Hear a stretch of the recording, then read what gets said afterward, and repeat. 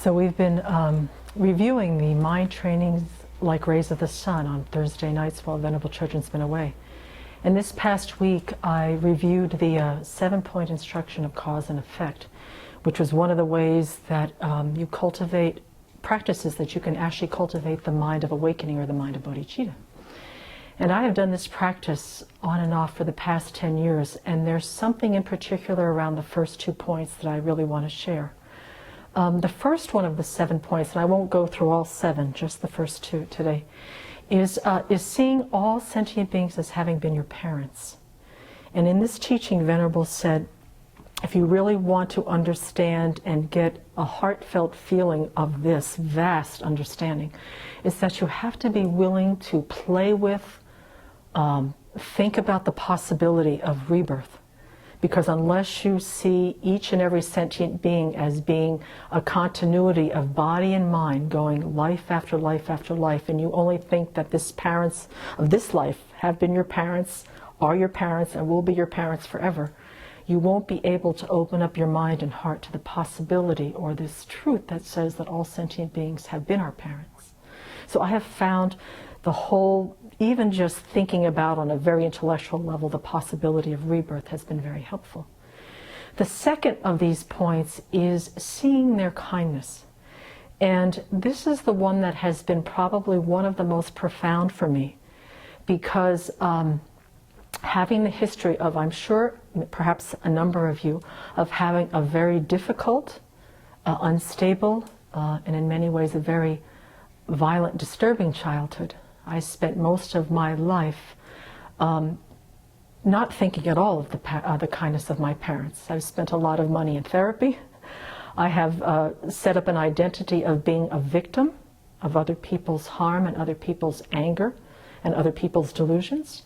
And through that I spent a lot of my life garnering a lot of attention, a lot of compassion, a lot of empathy. And so what really made a big change for me, because I realized until I could see the kindness of the parents of this life, there was no way that I could progress farther along the path, much less even think about generating bodhicitta. So one of the things, and I remember this day very clearly because Venerable was teaching this at Dharma Friendship Foundation in Seattle, and she had been talking about karma.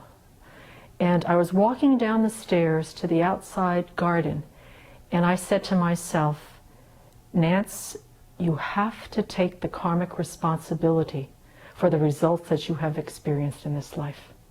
You've got to let go of the victim mentality, and you've got to start working on seeing Mom and Dad as having been kind. And so that was about 7 years ago.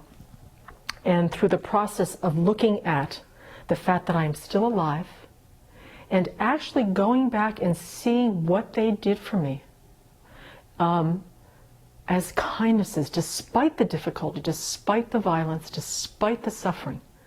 And as the years have gone by, doing this practice over and over again, and particularly this point, I have been able to see things about their life that at the time and for the past 40 years I have not seen, which is an incredible amount of acute physical pain that my mother suffered. My father had a lot of challenges. He was quite old when he had fathered children, and he was in a world where people were much younger than him, so he was competing against men who were much younger, and so he had a lot of difficulty.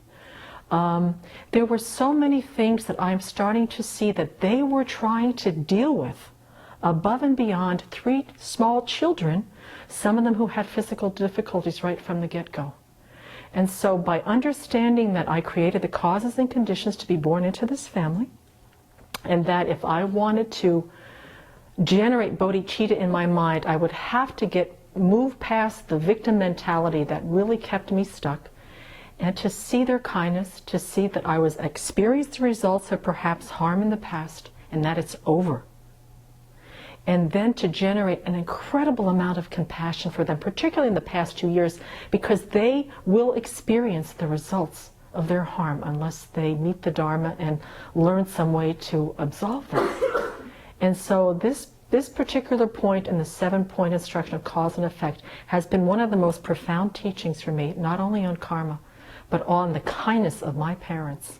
And that the talents and the mechanisms and the coping skills that I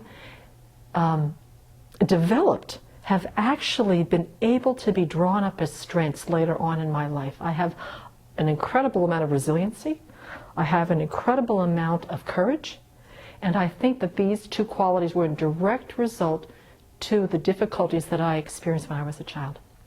So if you are one of those folks that had a childhood that was very difficult, I would highly recommend doing this practice and taking another look at your life through the filter, through the lens of karma, and also trying to see what are the qualities that you have, and the fact that you are alive today is specifically due to their kindness. And see if it somehow works you past the anger, the sorrow, the victim mentality, if you're hooked into that like I was for a very long time. And you'll find that this has profound healing powers on your mind. And actually a great amount of love gets generated as a result.